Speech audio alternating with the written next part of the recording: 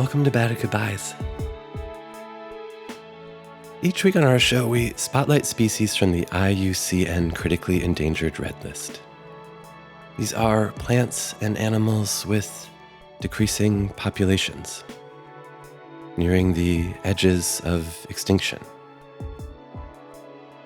So we'll share species research, information, and conservation proposals, and then we'll spend the end of the show opening a space for contemplation and awe. We'll improvise a soundscape of gentleness, of reflection, of delight, and maybe of grieving.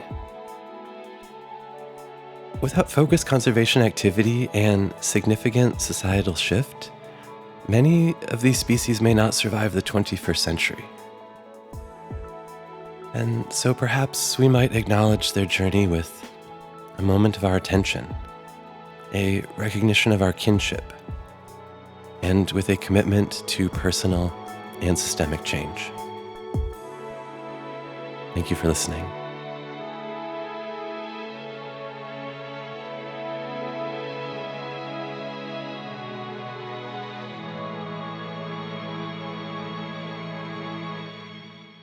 On today's show, we consider the clay's hibiscus.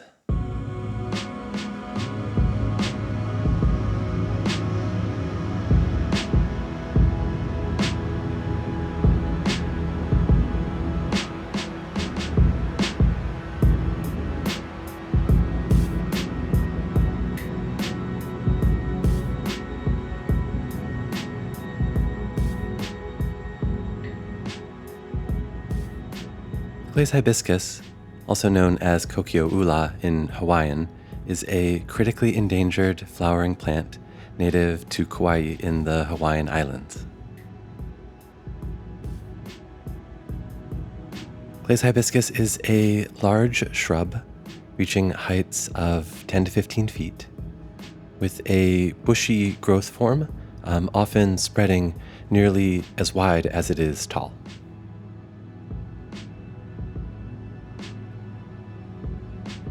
Its trunk is slender, usually less than 1 foot in diameter, with smooth gray bark. Its green leaves are alternate, simple, and ovate in shape, with a smooth margin. So there's lots of botanical terms in there. Let's work through them. So alternate refers to the arrangement of leaves on a stem. So in an alternate arrangement, each leaf grows from the stem at a different point. It's maybe easiest to picture this in comparison to opposite leaf arrangement, where the leaves arise in pairs at the same point on the stem. So instead of paired leaves, here with the clay's hibiscus, the leaves alternate. So our next term is simple. A simple leaf has a single blade. Again, maybe easiest to imagine this in contrast to like a clover, which is a compound leaf, its blades divided into several leaflets. Ovate simply means that the leaf is egg-shaped. And then smooth margin. The margin is the edge of the leaf.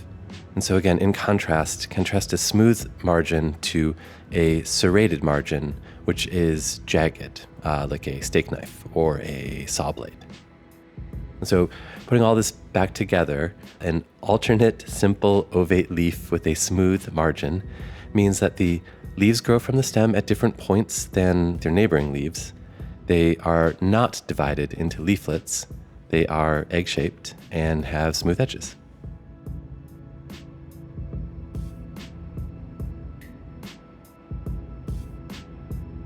The clay's hibiscus leaves are a medium to deep green color, growing roughly 2 inches long and 1 inch wide.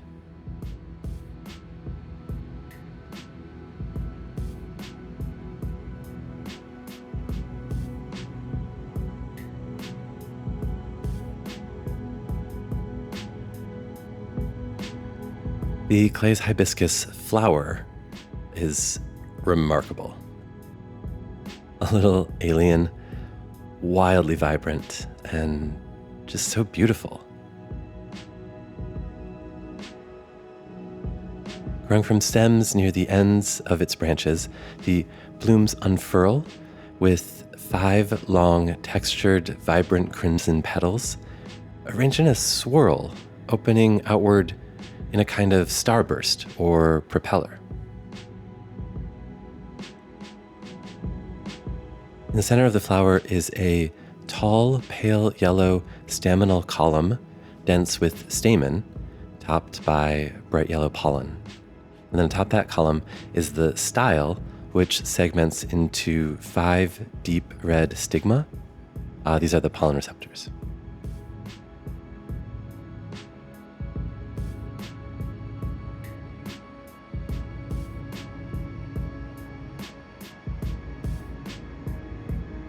This hibiscus is pollinated by birds, butterflies, moths, and bees attracted to these striking, showy flowers.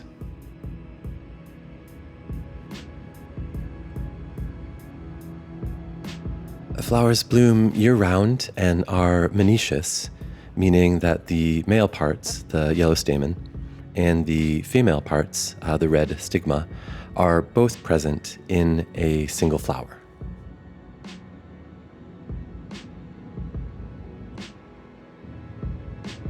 The clays hibiscus prevents self-pollination through a timed growth mechanism called protandry.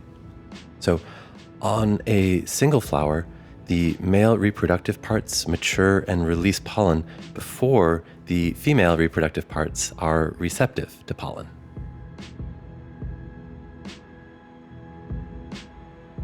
And each individual flower blooms only for a single day.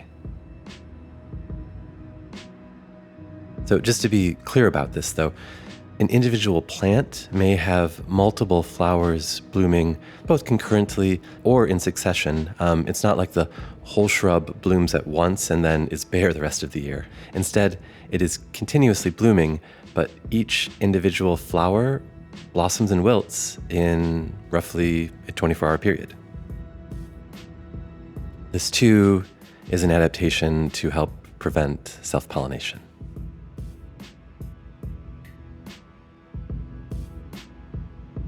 So then once pollination occurs, the fertilized flowers develop into 5 valved capsules, each containing numerous small black seeds. So this means that like each fruit, the fertilized flower's fruit, is divided into 5 distinct sections or segments called valves. These valves are joined together at seams, and when the fruit matures and dries, those seams split open. The botanical term for this is dehiss. So the dry fruit splits, dehisses, releasing the seeds for dispersal.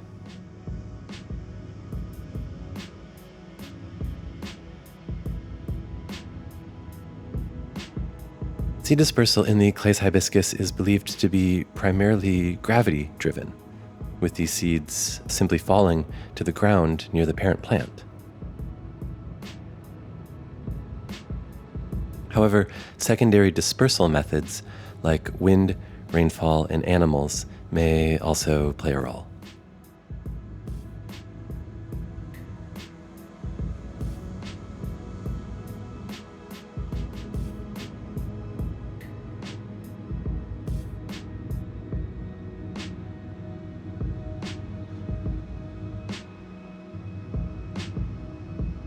In the dream, to dwindle on the precipice of vanishing, longing from the cliffside, in the dream, singing yellow and crimson. A solitary tune, windswept and scattered. And then somehow a harmony. A mournful harmony, but a bit of another's song. And then somehow another, and another, and another, and We are kind of a chorus now. A small and desperate and tenuous chorus, but a chorus here on the slow mountain. A new verse of seed and pollen. The first line of a couplet to be rhymed in a now possible future. In the dream.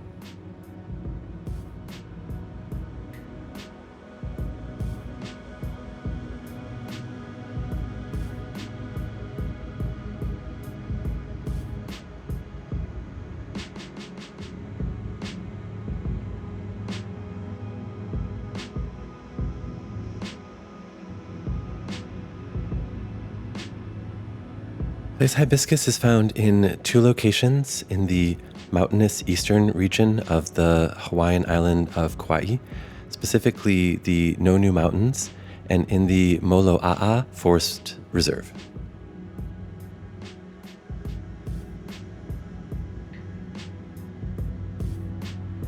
This is a Hawaiian tropical dry forest ecoregion,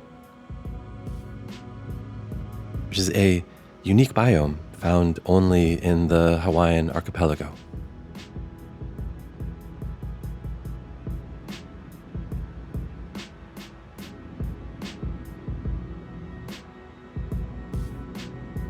These mountains are a series of rugged volcanic peaks and ridges with dry forests and shrublands.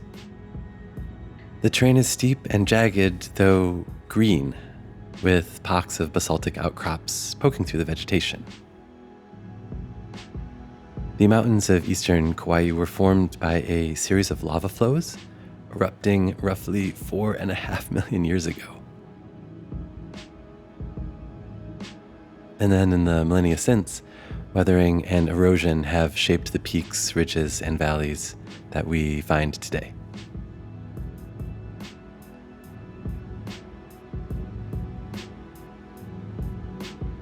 The clay hibiscus is native to dry forests, and I stress that word dry as like in contrast to how we might picture the dense rainforests found in wetter parts of Hawaii. These dry forests of eastern Kauaʻi have a more open canopy with generally shorter and more sparsely distributed trees and vegetation.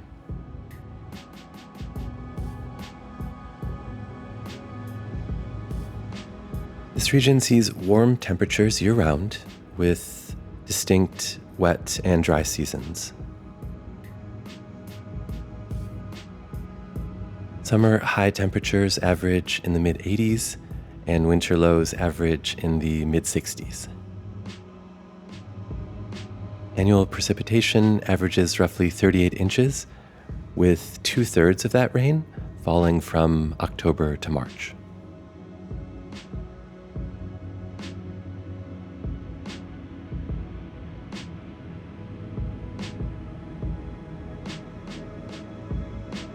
So I spent a fairly substantial amount of time practicing Hawaiian language pronunciation. And yet I beg the forgiveness of any Hawaiian speakers tuning into this episode. With that said, here we go. The Clay's hibiscus shares its island home with Kokiʻo, Jackson's chameleon, Akekea, black-tailed deer, ʻule, apapane, rose-ringed parakeet, huaiohi, nene, sleepy morning, uluhe, hopbush, amakihi, Hawaiian hoary bat, iiwi, thatch screw pine, ilima, kaulu, koa, anianiau, newel shearwater, halapepe, candlenut tree, sea lettuce, and many, many more.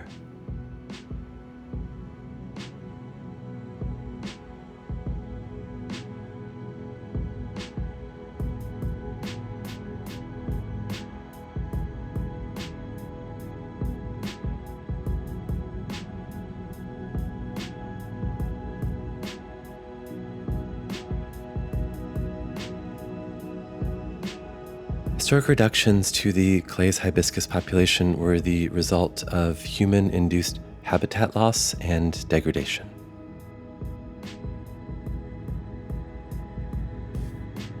The conversion of forests to agricultural land, as well as the introduction of grazing animals and non-native plant species, significantly reduced the available habitat for the clay's hibiscus.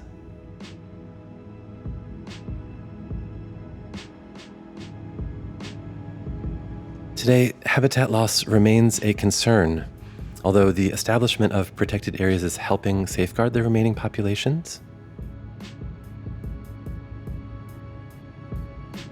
But invasive species continue to pose a significant threat. So non-native species like the Australian tree fern, the Brazilian pepper tree, and strawberry guava are outcompeting the clay's hibiscus.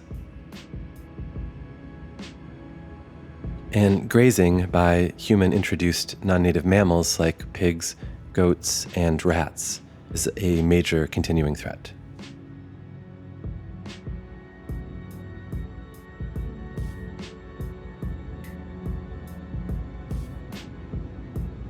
And human-induced climate change is a growing concern. So changes in temperature and rainfall patterns will alter the ecological balance of the dry forest ecosystem and specifically affect wildfire frequency. Fire is particularly detrimental to low population species that are not fire adapted. So in the case of the clay's hibiscus, this is compounded by their competition with faster regenerating non-native species. And so, for example, after a wildfire, we find invasive species now occupying habitat where the clay's hibiscus once thrived.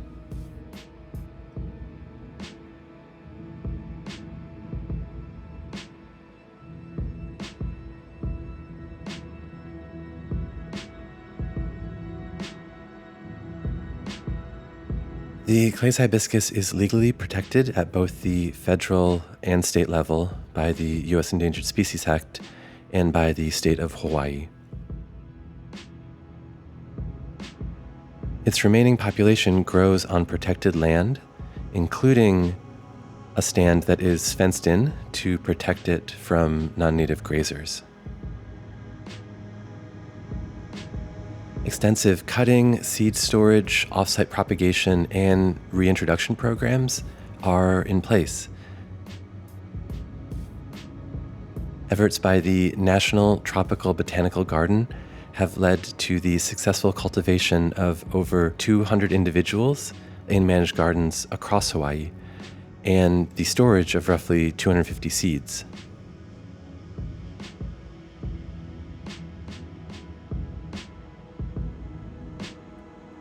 There is a conservation success story here. In 1995, scientists believed only 4 wild individuals remained. And in a truly heroic effort in the years hence, roughly 80 individuals have been reintroduced into their native habitat.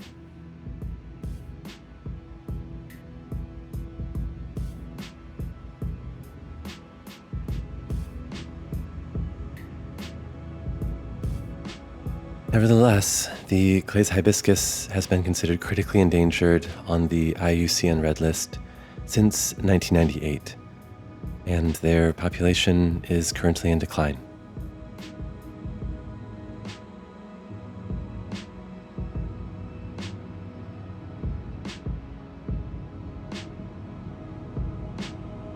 Our most recent counts estimate that less than 120 clay's hibiscus remain in the wild.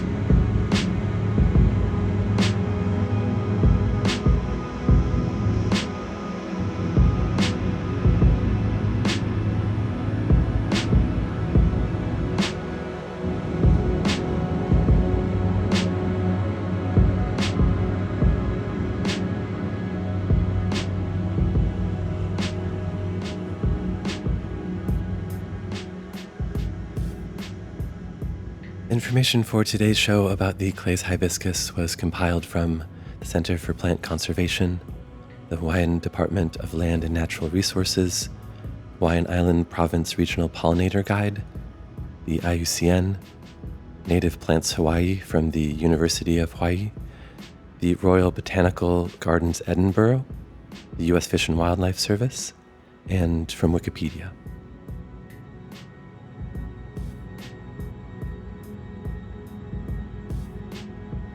Okay, so now I would like to perform some music in hopes of opening a space to be in contemplation of the other lives with whom we share our small blue earth. I don't intend to extract meaning from the Clay's hibiscus nor put meaning upon it. Instead, I just want this music to be an expression of my awe. And so I will sit in this space of sound and awe and reflection, and I warmly invite you to join me.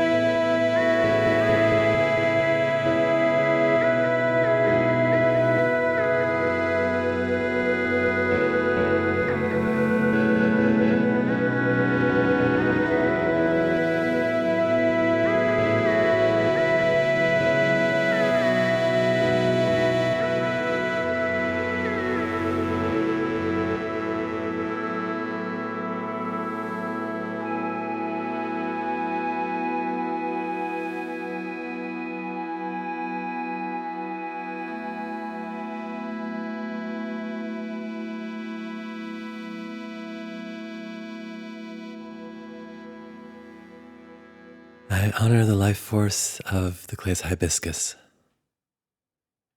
I will commit its name to my record. I am grateful to have shared time on our planet with this beautiful being.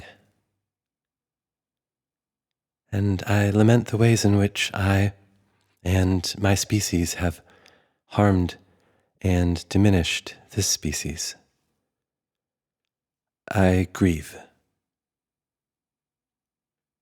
And so in the name of the clay's hibiscus, I pledge to reduce my consumption, my carbon footprint, and my wastefulness. I pledge to acknowledge and attempt to address the costs of my actions and inactions. And I pledge to resist the harm of any plant or animal kin or their habitat by individuals, corporations, and governments. I forever pledge my song to the witness and memory of all life, to a broad celebration of biodiversity, and to the total liberation of all beings.